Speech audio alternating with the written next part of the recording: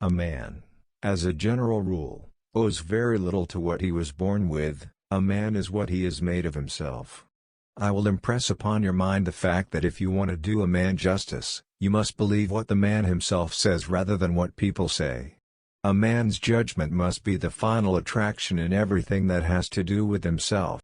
The most successful people, in the end, are those whose success is the result of steady growth. What is this power? I cannot say. All I know is that power exists and becomes available only when a person is in a state of mind where he knows exactly what he wants and is completely determined not to stop until he finds him.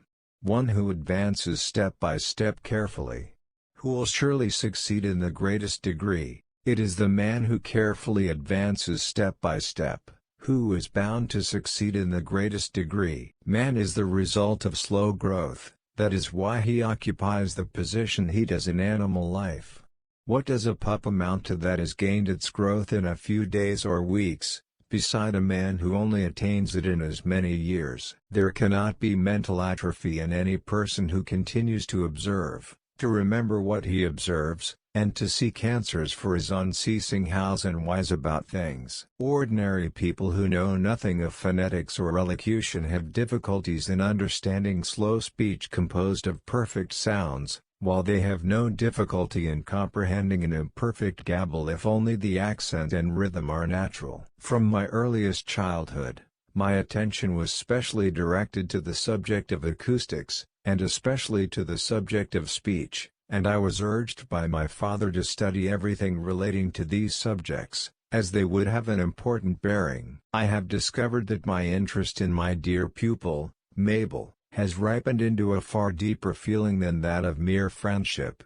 In fact, I know that I have learned to love her very sincerely. It is a neck-and-neck race between Mr. Gray and myself who shall complete our apparatus first. He has the advantage over me in being a practical electrician, but I have reason to believe that I am better acquainted with the phenomena of sound than he. Morse conquered his electrical difficulties although he was only a painter, and I don't intend to give in either till all is completed. It is hardly an exaggeration to say that oral teachers and sign teachers found it difficult to sit down in the same room without quarreling, and there was intolerance upon both sides. To say oral method to a sign teacher was like waving a red flag.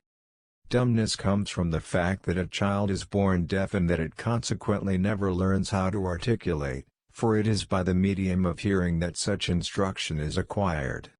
Can imagination picture what the future of this invention is to be? We may talk by light to any visible distance without any conduction wire. In general science, discoveries will be made by the photophone that are undreamed of just now.